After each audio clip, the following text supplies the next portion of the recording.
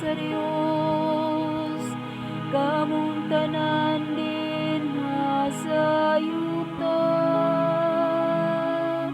Awitig pagdaig alang sa himaya, ang iyang ngalan. Isang yawang iyang mahimayaon, nga kadayganan. Ingna ang Dios pagka makataha sa imong mga buhat.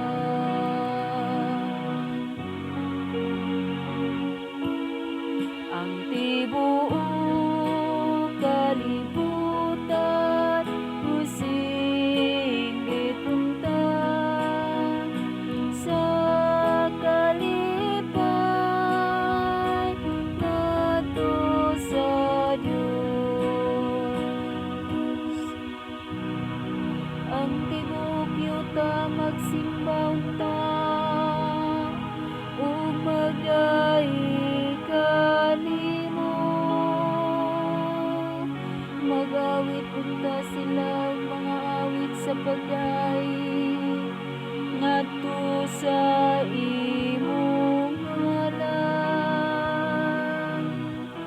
Umari kamo ug tan-awa ang mga buhat sa Dios,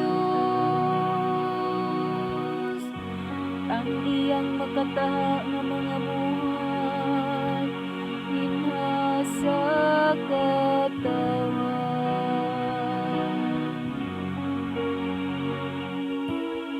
Ang tibuok kalibutan using gipunta